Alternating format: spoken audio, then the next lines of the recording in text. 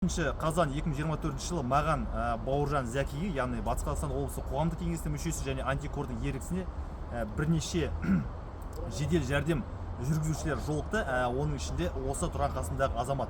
Яғни олардың көтеріп отқан сұрағы және талабы жұмыс уақытында оларға қатысты жол ережесі бойынша кей жағдайда заңсыз хаттамалардың полициямен толтырылатындығы туралы және де сот органдарда осы мәселені адал және нақты әділ шешілмейтіндігі туралы айтылған болатын. Бүгін соған біз әдейі бейне баянды қазір түсіруге келдік және де жедел жәрдемнің жүргізушісі Ерболаттан осы мәселені нақтылап сұрап береміз. Ерболат, қандай жағдай болды, соны айтып жіберіңізші. В отношении меня сотрудники полиции незаконно хотят обвинить меня в том, что я виноват в этот. Был ДТП у нас.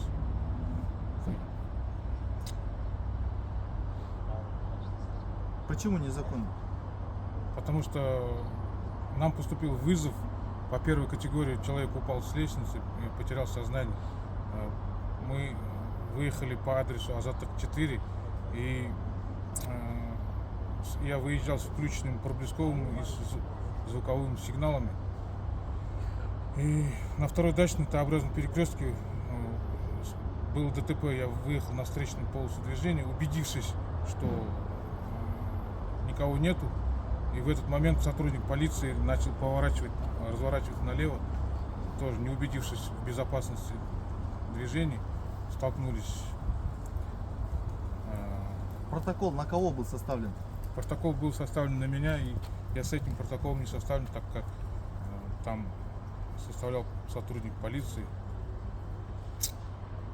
То есть фактически вы хотите сказать, что согласно закону, согласно правилам дорожного движения, закон обязывает и защищает специальные машины государственных органов, которые ездят с включенными звуковыми и световыми как называется? Сигналами, да. Но получается фактически здесь закон сотрудника полиции нарушен, и в отношении вас составлен протокол. Да. Протокол. Да. Вы обжаловали данный акт? Да, с протоколом не согласен я, потому что мы можем по первой категории в течение 10-15 минут мы обязаны доехать до пациента, так как пациент упал с лестницы и потерял сознание. Я хотел бы обратиться к обществу, к органам полиции, чтобы разобрались в этом.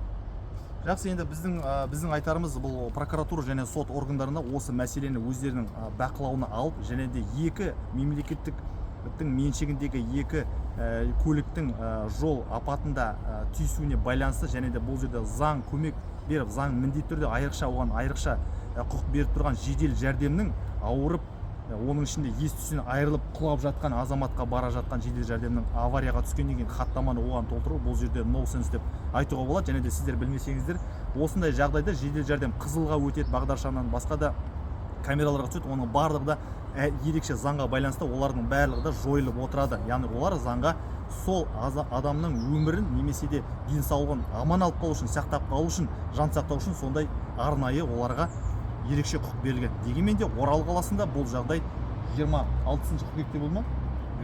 28 қыркүйекте бұл жағдай керісінше болып отыр. Бүгін 7 қазан 2024 жыл, және де біз осы видео үндеуімізді тиісті органдармен, әсіресе сот органдарына, прокуратура органдарына жолдаймыз.